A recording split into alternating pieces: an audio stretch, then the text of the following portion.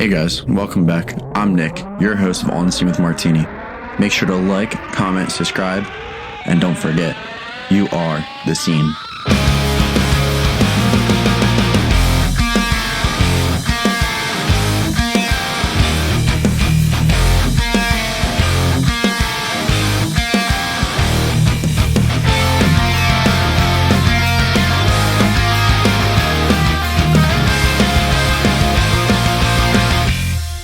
Hey guys, what's up? It's Nick, On the Scene with Martini. Today I'm here with Julian from XL Bully and Heavy Hand. How you doing today, Julian?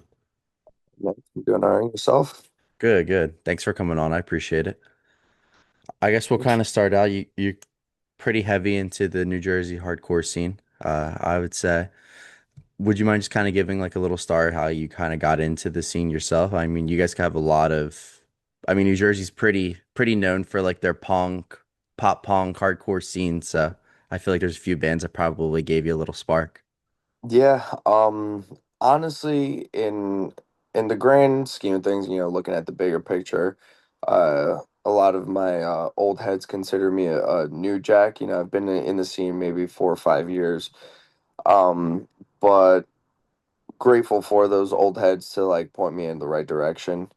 One of my good friends, Tyler, from my rugby club, he put me on to like one of the first bands I like, and still one of my favorite bands that I really got into is Incendiary, Long Island, New York hardcore. But it was, that was my intro to it, and then I just went down the rabbit hole. But really, what drew me into it really was like the DIY aspect of it.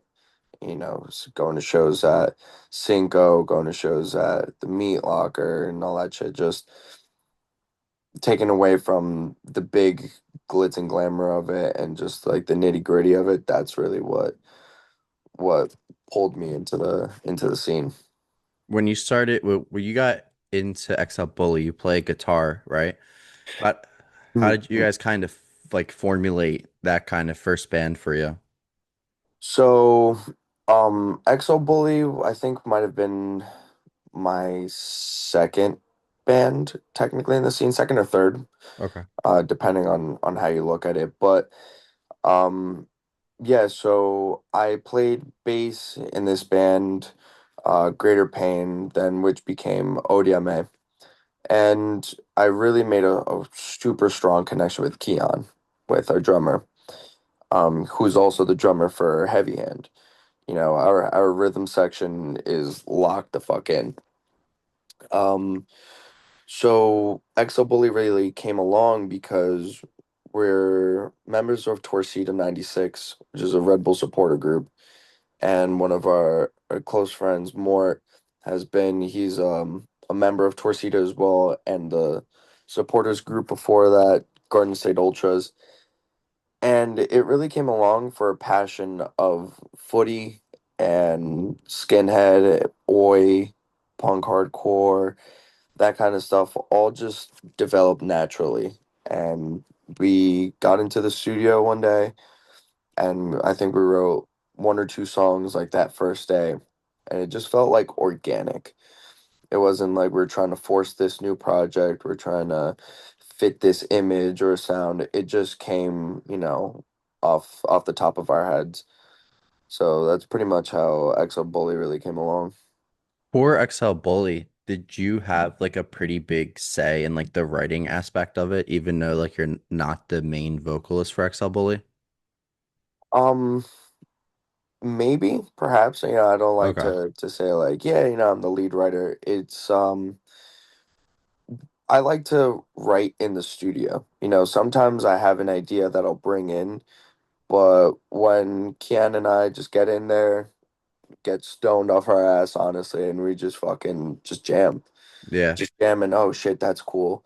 And then, our guitar players, Matt and Dante, they have ideas and they pick up along. So um it all really depends. And yeah, I think there's a good even balance between who's writing and what ideas and whatnot. We all have an even share I in gotcha. the I was just process. wondering because like you go from playing an instrument now going to like being like a frontman in a band. So like it kind of sometimes that would translate either really well or it's like newer to you. That's kind of where I was wondering, like, because sometimes with the writing process, I feel like, especially in like hardcore bands, like the frontmen love to do the writing, like that's like their jam, which I totally get that too. Did you find it easier than translating to Heavy Hand in writing that you kind of had like that previous experience with like Bully and your other bands? So yes and no. So the thing with Heavy Hand, the transition really was that like this is my first time being a front man, and it was like, oh shit, like I don't have to bring my bass. I've played bass in every single band. Like I consider myself a bassist. Like I Yeah. pick up a guitar. I couldn't play guitar live, but if I like pick up the bass, I'll find my way in any room. But with the frontman stuff, I I somewhat took a back seat the on the writing process, because we have some excellent fucking musicians and guitarists and uh creative minds in that band. Um, and with myself being a frontman for the first time, it's like I'm finding my tone. I have a bass tone that I've had across all my bands, but in terms of finding my tone, my vocal pattern, vocal style, like that's kind of been my focus on Heavy Hand. Hmm. But when we're in the studio, writing, it also helps not having a guitar on me. Because when they're getting, that type of writer's, creator's block that you have, like, oh, fuck, I can't figure out this riff, I can just, hey guys, like, what if you do that? Like, in my head, that sounds cool. Try that out.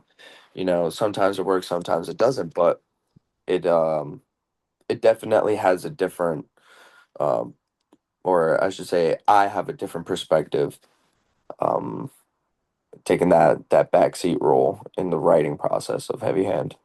What made you guys wanna, sorry, there's feedback. What made you guys want to go from like XL Bully, which you guys are still playing in, to like a band like Heavy Hand? Did you guys just kind of want like a different approach? Because I feel like XL Bully is a hardcore band, but it also has like a very punky sound to it.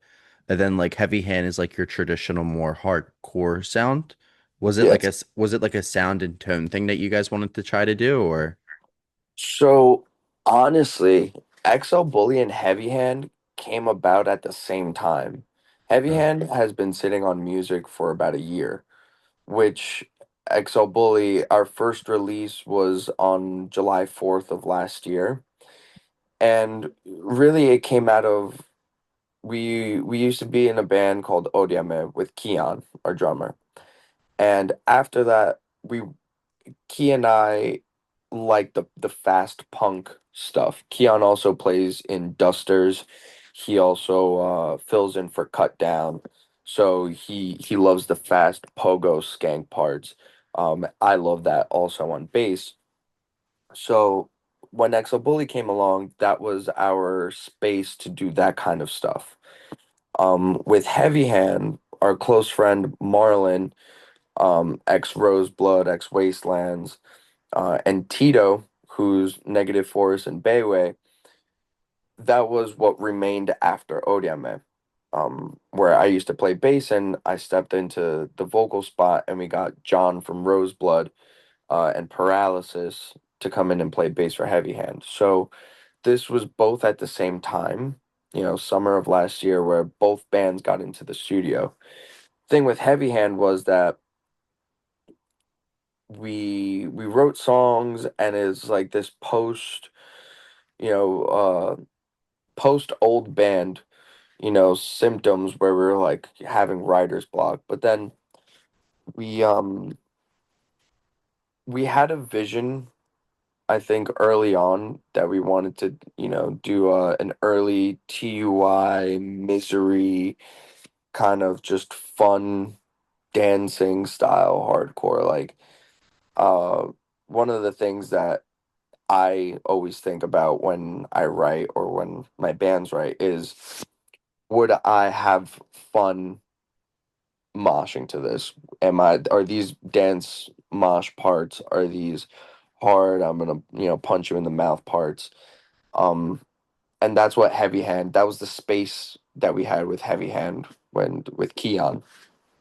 I'm gonna mention Keon a lot because he's honestly the backbone of No, you're good. every Yeah, yeah, project. yeah. That's my fucking boy. Is my best friend. So um, yeah, it's fun to have both. You know, these next upcoming shows will be the first time that I'm doing double duty. We're opening with Heavy Hand, and then I have my set with Exo Bully later on in the lineup. So it'll be fun to feel what that dynamic is going to be like in a live setting. Yeah, I was gonna bring that up. I feel like that's kind of a lot going on because you guys have a show. Your first time doing it is gonna be August 16th, right? Are you guys is it XL Bully on the July 29th bill too, or Yeah, it is? So yeah, it's both bills. yeah. We Uh, got put on that bill also. Um, At least you'll know kind of by the yeah, August 16th, like what's really going on. I mean, you're basically for August 16th, I guess you guys are opening and closing then, right? Yeah, yeah, because that's gonna be cool though. yeah. That's interesting. And then yeah, July 29th. Dylan from Takedown Records, he asked, he was like, "Yo, would Heavy Hand want to open the show?" We're like, "Yeah, absolutely." Funny enough, our guitar player is the sound guy for Williams Center. Oh, really? Yeah, so it's like, and Williams Center is 20 minutes down the street from us up here. So we're always there. And yeah, he asked us to play, and then I think like a week later, he was like, "Yo, would XL Bully want to play?" I mean, half of us are already gonna be there. They're like, "Yeah, sure, fuck it." And I Yeah. mean, we um we established a good connection with No Guard, and I feel like it's somewhat of a mixed bill, but also the Exo Bully No Guard, combination back Exo Bully then No Guard. Um, it's a good segue. I think it's dope, similar styles, Yeah. on that borderline with the Oi hardcore side of things. Yeah, I think the like when I went to yesterday, it was no guard at Photo Club. And Sully was like, "Okay, guys, that was all scary music. Everyone can come up and like not be afraid for your life anymore." Like I Yeah, feel like you're like with XL Bully and Heavy Hand, like you guys are more of a gateway to get to No Guard in terms of like like that's the thing with Bills and hardcore. I feel like it's very the people who put them together, people don't realize it, but they do a really good job of who they put in. I mean, sometimes you have a really eclectic bill, and then other times it's like straight hardcore, but it makes sense though. It's like you yeah, got a straight edge band, and then you got like a traditional hardcore band, and then you got, like a band like Incinerary, which is like more like a metallic hardcore band. yeah, yeah, absolutely. It all depends on what's going. Like for example, the show August 16th, those are all, well, Worst Intentions and Foo Bar, those are the young heads, Middlesex County boys. And I mean, they're really fucking young and they put on so much. And I think Worst I think they Intentions just, played, I was just gonna say, yeah, I they think played they just yesterday, played, right? yeah, they were the openers for yesterday. Yeah, yeah, and they're sick, really cool, cool kids, and they're booking that show. And yeah, like you get a mix of like this youth style, fast paced hardcore, um, Heavy Hand opening, which is on that metallic, regular hardcore side. It depends. Fade, who's a new North Jersey band that's coming in on the scene. That's Wayne and Eric from Roseblood. They're, you know, also on the metallic hardcore side, and then Exo Bully closing, which is punk hardcore, oi hardcore. Um, depends how you want to put it. But yeah, with Exo Bully, we ride a thin line, and as of right now, knock on wood, we're riding it pretty well. Where we have our punk and oi shows, and we get put on with a bunch of skinhead bands, and when we played those shows, we are the heavy band. We are the scary because we have breakdowns. Yeah. Yeah. But then when we play the hardcore shows, we are the punk band. So we have that balance between both sides, and it comes down to like everything, even with merch. When we Mhm. play the skinhead shows, it's like, all right, we got to make sure we have smalls and mediums. These punks like to have their shirt, form fitting, and then we play hardcore shows. It's like, no, we need XLs and up, Yeah, like, yeah. oversized everything. So Did you it's cool. guys, your first show for Heavy Hand, that was Meat Locker. Was Yeah, that kind of like, I personally have never been to the Meat Locker, but I've always heard about like, that's like your guys' like hardcore local venue per se, right? And like the new, for the most part. I mean, like obviously like black boxes too, but did you guys kind of start and you were like, okay, you guys want to start with a smaller venue that you guys know will get like because it was a really good turnout for a first show. yeah. Um, for the most part, yeah, the Meat Locker is a North Jersey hardcore venue. The Black Box is relatively new, and that's like a venue. They Yeah. just had Alfira there, and it was packed with fucking 1,000 kids, and it was fucking crazy. Um, North Jersey for a while was very deprived of venues and places to play. Truthfully, the only place really was the Meat Locker, and the Meat Locker is a fucking zombie. It literally is. It closes one year and then it's back the next year. Um, you said you've never been. It's truly a magical place because that place, I don't understand how and or why we keep going, but we still do. Yeah. And that show was dope. Paralysis had put on that show. John is their vocalist and rhythm guitarist. He does both. He fucking rips. Honestly, it was my first time seeing Paralysis. I knew John was doing that. And he plays bass with Heavy Hand and Roseblood. But yeah, it was dope ass show. And Ricky, vocalist in Negative Force, he puts on a bunch of shows. Uh, I mean, I think that weekend it was that Meat Locker show on Thursday. Then he had like an indie alternative shoegaze show, I think maybe Friday or Saturday at Cinco. And then he had a 7 band bill on Saturday that Curate, NYC Shootout, Life Taken, a couple other bands, honestly. Like I said, 7 bands. But Ricky books a bunch of shows, and that's also at Cinco. So, granted, Cinco is in New Brunswick, so maybe about like an hour from up here from North Jersey, but still, that's home away from home Yeah. for us up here because, we started going down there maybe 2, 3 years. Um, and the shows there just get crazier and crazier. And then we started doing outside shows there, and it just helped the scene thrive that much more to have DIY spots and not huge venues, like Black Box, which is totally fucking cool because, now big tours are stopping in North Jersey. Some are even like refraining from going to like Brooklyn Monarch and stuff, and are stopping at Williams Center, New Jersey. So that's really fucking cool, and it helps, like I said, the scene thrive. Yeah. It was a pretty nice venue. And when I went there, my first time for Black Box or Williams Center was Incinerary, that Work recent is- show with Defy Yeah. You and stuff. And that was a sick show. But like when I went there, it was a weird vibe because it didn't feel like a hardcore venue. But like I got what they were going for.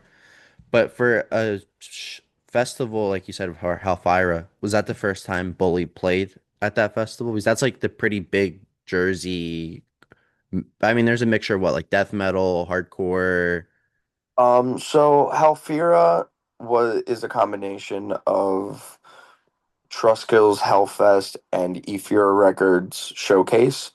Hellfest obviously is coming from years prior, way before my time in the scene and everything. And like I said, all my old heads are like, oh, I was there in Hellfest '04, and I was like, shit, I was 4 years old. Like, Yeah, yeah, Um, but So that weekend was sick, honestly. So Friday was Hellfest Presents New Jersey Hardcore, and it was just only New Jersey bands, starting from Manic, Pool Hindsight, XL Bully, like we went down. So that wasn't XL Bully's first time playing Williams Center. I think that was our third time maybe.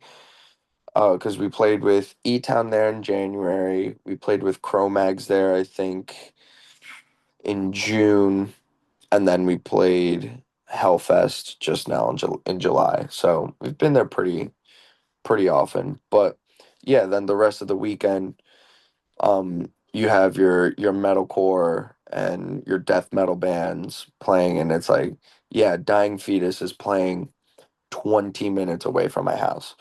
Yeah. Like, this is so fucking sick. Like, it Yeah. was it was really, really cool. And I get what you mean, where it's like it doesn't feel like a hardcore venue, like a DIY spot.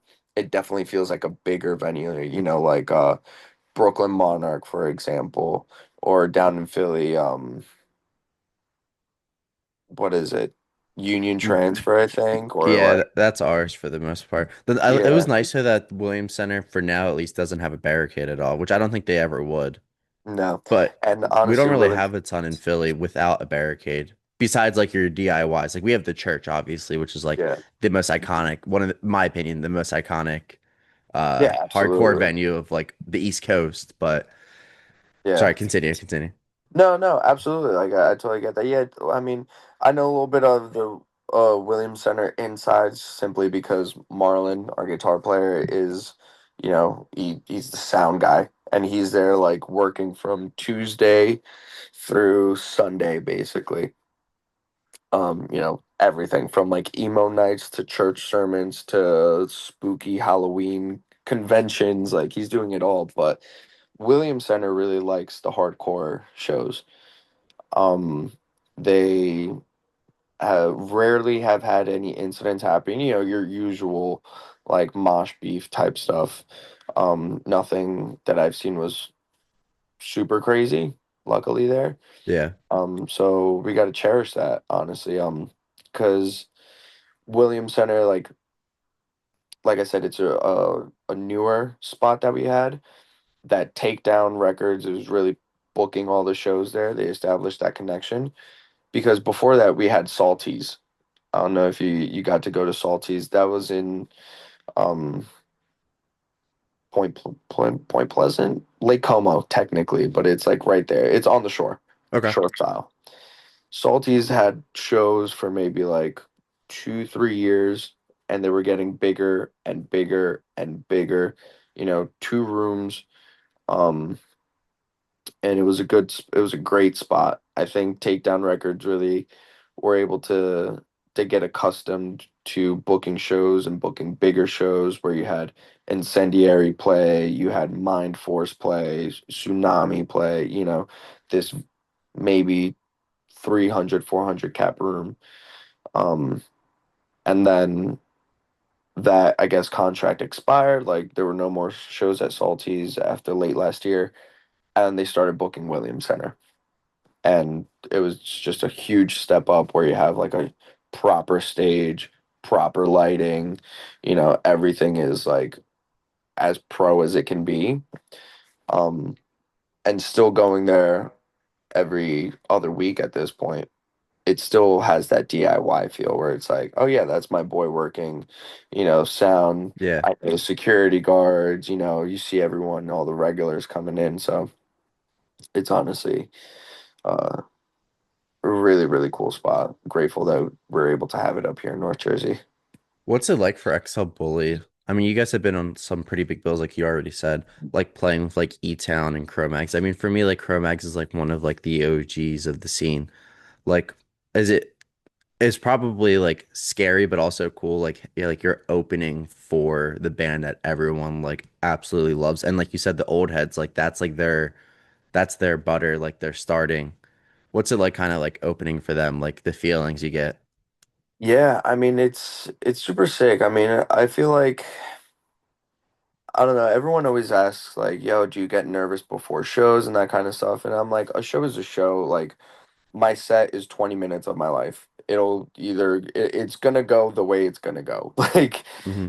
but opening for these bands and sometimes like in the moment you don't realize it, but like looking back, like for example, on for Hellfest, for example, where it was like, all right, we're on Hellfest, you know, New Jersey Hardcore Showcase. We had a really great set, a good reception. It's you get a feeling of gratefulness where you're like, oh shit, like yeah, we fucking did that. Like you know, it took me 4 hours, 5 hours, maybe sometimes a week to finish this song or find this one part.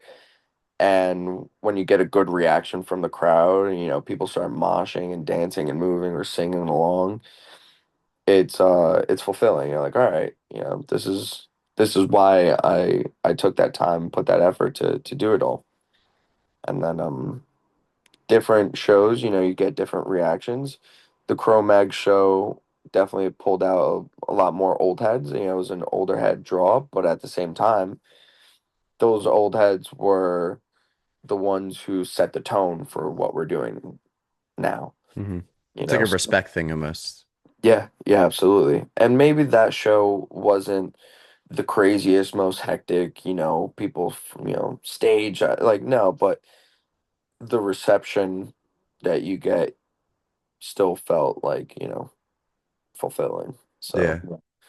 For Heavy Hand, like what's kind of like your guys' next step? Do you guys obviously you guys have one shot out that came out in like 2 weeks ago or so at this point, officially like on like Apple and Spotify at mhm. least. Do you guys have like an EP recorded that you guys are kind of just waiting to release? Or you guys kind of or playing off of like XL Bully schedule? Like what's kind of been your guys' approach with that?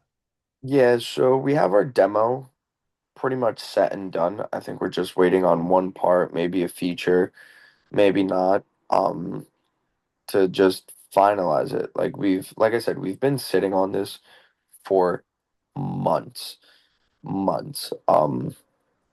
And finally one shot came out and that reception was like, oh shit, fucking finally, because everyone always asks like, yo, what's up with Heavy Hand? Because we did ODM's last show, and at that time, this was August of last year, said ODMA last show, we're now called Heavy Hand. This is a new project. That shit is dead. Mm, And ever since, people were like, yo, so like, what's up with that new project? What's up with Heavy Hand? What's up with that? And we never like got around to putting it out. So I think our project or our idea now is to put out the demo. We're on RTF Records, legendary New Jersey DIY label. Huge, huge shout out to and thanks to Pat because he honestly puts on for so much. For XL Bully for sure. For Heavy Hand now that he just signed us, and bands like Defy You, Sonny Boy, Delusion, Curate, rest in peace. yeah.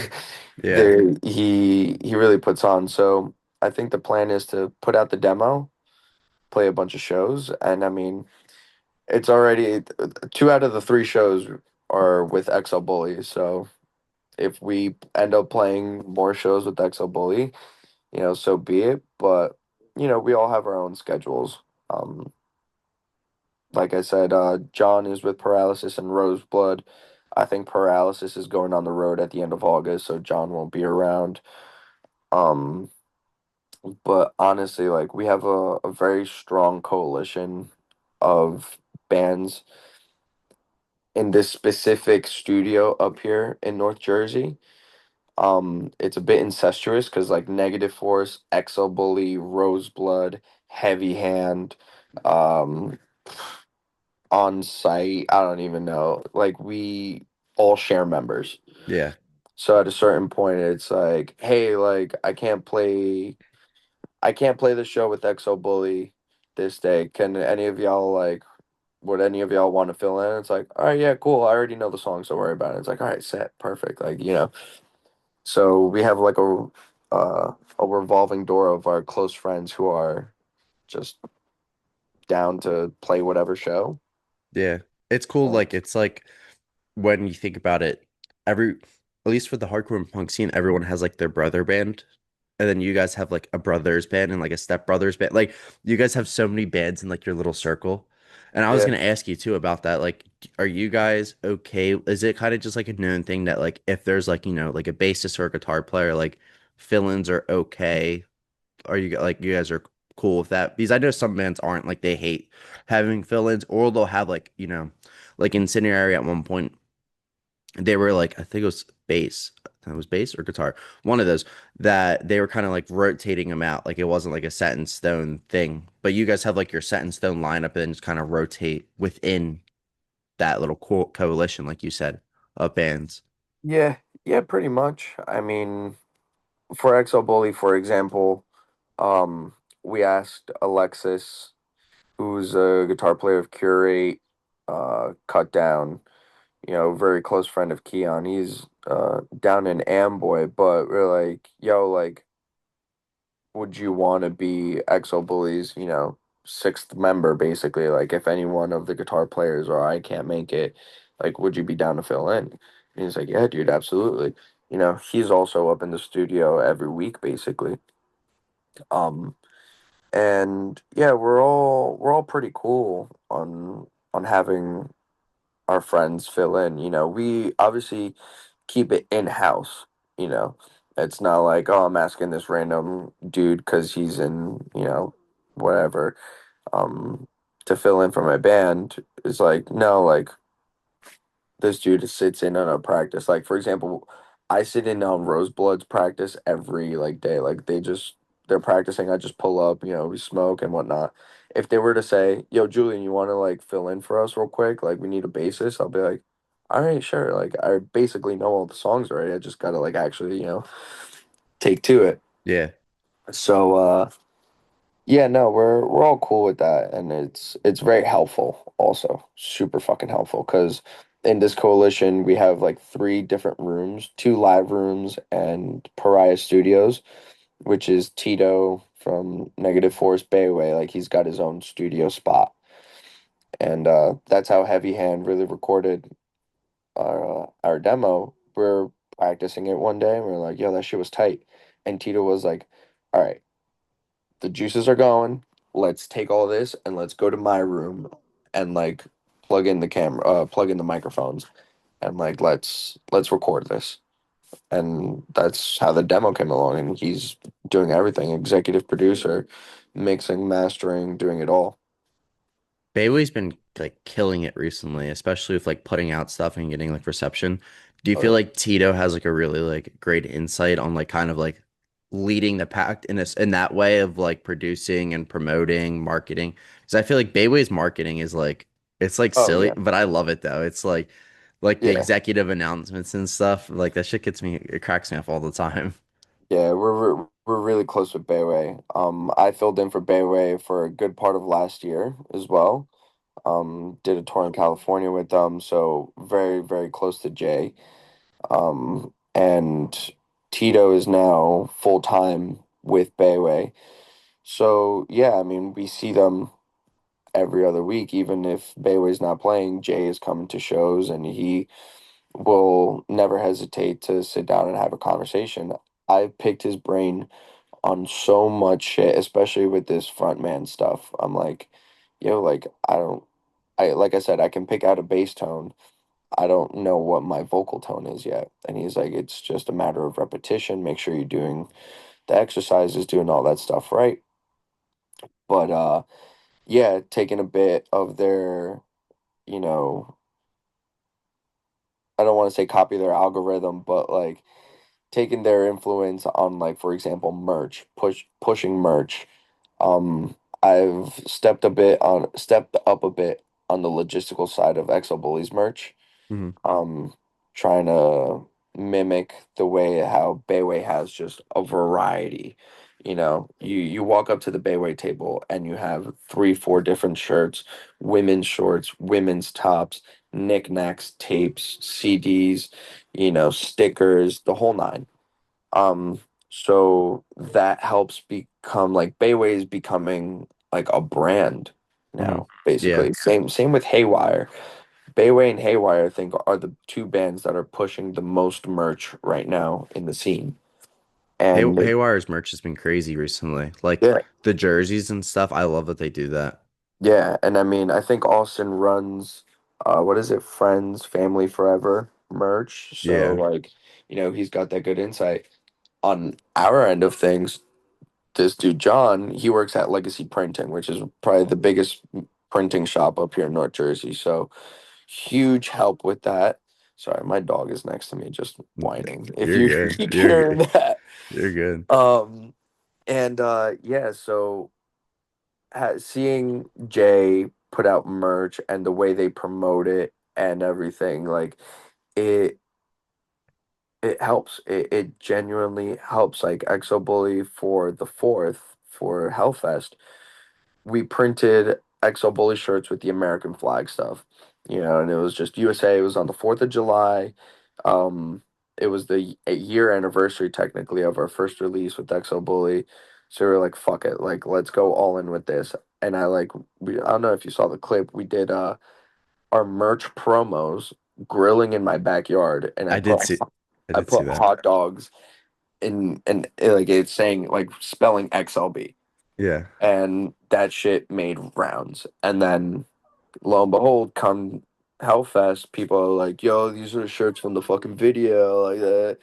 And I was like, it fucking worked. Yeah. So taking that bit of promotion, making it, having a little gimmick online, get the views up, just having, even if some people don't see it, like, oh, yeah, that's that video. And then they see somebody wearing a shirt, and like, oh, that's that shirt from that video that I saw. Um, and then it just, starts developing and it builds and it builds and it builds. So, um, sorry, I went on a whole tangent on No, no, this, you're but good. yeah. Who did you do the art for your stuff, or do you guys like kind of pay someone? Because the heavy hand shirt that you guys did was sick. I commissioned this guy's Instagram page is SI_anoms. Okay. I think he's in the Philippines. He made the artwork, but then John really got in and colored it correctly, balanced it, made it all. And then John made the cover for One Shot, which is like an alternative cover because it has like that little main sun. And then the shirts is the demo cover. Like Hmm. that's what the demo cover is going to be. So, Oh, okay. um, it's yeah. I mean, we those shirts also hit it at the fucking park because we made 30 shirts and I think we sold 25 Yeah. like that first show. So John's already reprinting and doing everything up at Legacy. So yeah, sometimes we commission them. The Exo Bully stuff, we we do most of it because our aesthetic is very like soccer, footy, hooligan, ultra kind of style. That's our image. And a lot of that stuff in the hardcore scene, I would say, is not really seen that much. CMI, conservative military image, they do it. They put on for the footy scene, but there's uh there's part of that where it's like they appropriated a bit of that. Yeah. Um, Whereas Exo Bully, like we were hooligans and ultras before we made the band. We've been going to matches for fucking ever. Like I said, more our vocalist has been going to our section for probably over 10 years.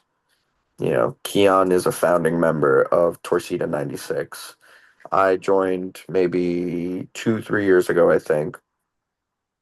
So we're all like very invested in the soccer culture. So that's really why we take pride and control of our image and what we put on our shirts and stuff. Are you guys you guys are Red Bulls fans, like you said, but do you have like a prem team that you follow too, or is it just like straight like Yeah, so Mort and I were United supporters, Okay. and Growing up, I was a United supporter. I don't really follow the Prem as much, but yeah, and Keon, he's a Tottenham supporter. okay. So S- it was funny this last Europa League when Tottenham beat United. I was just like, Keon, just give you, I just gave him his flowers. I was like, United, we fucking suck, honestly. But Fair, like, fair enough.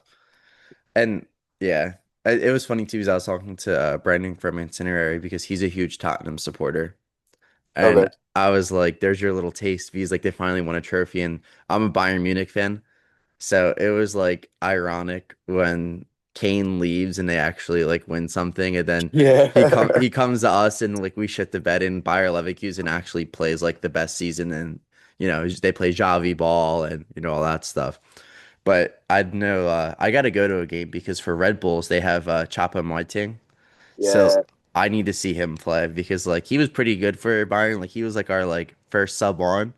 Hmm. But it's cool. I love that too about the MLS too. Is like a lot of those guys are coming over to play. Like growing up, like I always loved German soccer. Like I think we're pretty relatively close to age. I'm 23. So like a lot of growing up was like Bastian Schweinsteiger, Philipp Lahm, Thomas Mueller. And it's also I don't know if you saw this, but Mueller's expected to come over to America now Jesus Christ. to play for LA with Marco, God damn it. which I would be think sick Red Bulls though. are looking to sign Timo Werner. That'd be sick. It's been like coming since, over the winter. It's like yes or no, but hopefully, we get a good signing like that too. Yeah, Chupo's been fucking he's been ripping it. At first, a lot of these guys like almost have to play down Hmm. to be able to, distribute and learn how, their teammates are operating around them. But dude, Red Bulls just played Inter Miami this weekend. Now, mind you, I'm Argentinian. I've followed Messi since since I have a memory. Growing up, I was always a Barcelona fan. Hmm. Still am, really. I kind of fell off after Messi left and went to PSG. Um, but the way Inter Miami was just fucking playing keep away with Red Bulls, I was just like, oh my fucking God, the MLS is a fucking rec league. Yeah, Like, yeah. um, Because it's but basically La Liga versus MLS at that point. Like they have yeah, dude. Busquets now. Like everyone's just they have like a core guys. It's like come on, like Yeah, no, and I mean, it was so fucking crazy. Messi literally had a masterclass day. Like all of his ratings everywhere were 10 out of 10. And mind you, this dude is like my idol. Like I have his whole fucking face tattooed on me. Like, and it was so funny rooting against him.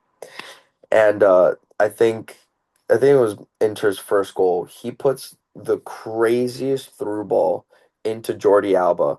And Jordi Alba, like the classic Messi Jordi Alba, 1-2 play that they've been doing forever in Barcelona, happened 10 feet away from me.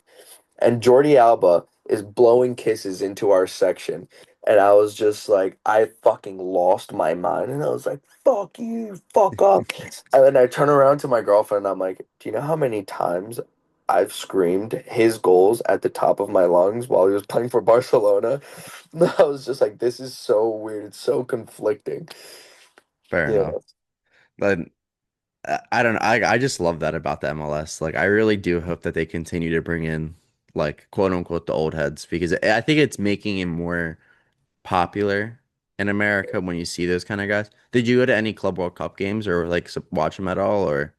Nah, not really. Honestly, I didn't give a single fuck about any team. Yeah. So I That was like, I had Bayern Munich.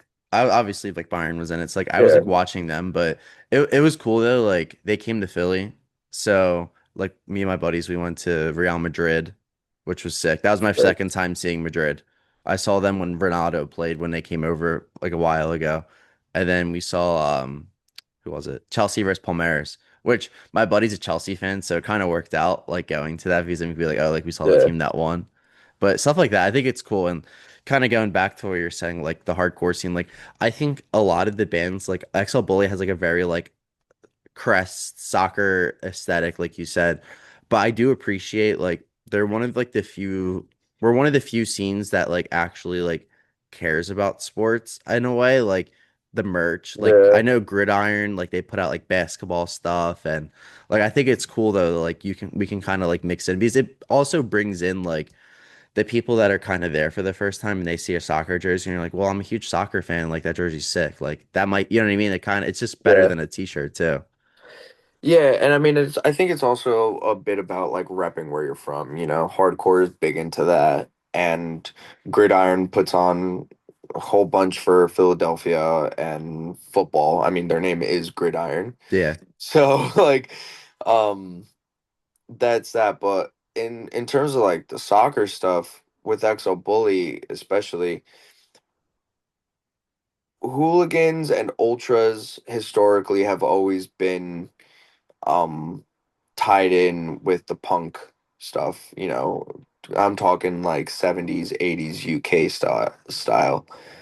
And now like obviously that has progressed, and our old supporters group, Garden State Ultras, they were big into, you know, hardcore, and GSU were, you know, hand in hand. And Exo Bully is somewhat kind of bringing that back because we rep Red Bulls, we rep Torcida 96, and then we've had kids from the scene start coming out to games and start, you know, joining our supporters group. And then vice versa, we've had members from Torcida who have barely or ever gone to shows start coming out to shows and, you know, wearing band merch to the matches. So that's where, you know, we're starting to get that crossover, and more people are recognizing it, I think. Yeah. And I think that's a whole, you know, that's a huge plus that, you know, or win, I should say, that we're pocketing, where it's like, fuck yeah, we're putting on for New York Red Bulls, our ultras and supporters group. Like at Hellfest at our table, we had all our XL Bully stuff, and then our leaders from Torcida make zines. You know, Okay. and we have our weekly or monthly zines, and they made a special edition where they interviewed Mort and Keon from XL Bully and made a zine about specifically about XL Bully and their relation to um football. And they were just handing that out. You know, we had a couple members over there too, and we're like, yo, just like go distribute these out, you know. And this is Hellfest. There's fucking 800 people, Yeah. and you just see kids outside, like, you know, eating a burger on the sidewalk, reading about Torcida 96, and we're like, yeah, it's fucking dope. Yeah, absolutely. So I guess I'll ask you like one final question to kind of leave it off. You guys played like your first show with Heavy Hand and stuff. Do you guys have any type of, I don't want to say like different approach, but almost like a different approach? Was there anything that like you noticed in your first show that you're like, okay, we might want to do this differently, or like your stage presence, do you feel like you're going to be more comfortable the second time? Which I saw pictures, I felt like you were comfortable the first time, but you know what I mean? Like, was there anything like kind of different that you guys are looking to do in this next shows? I actually, yes, I told Keon to slow the fuck down. Keon loves playing fucking fast. And I mean, granted, we were all very, very excited and anticipated this show for a minute.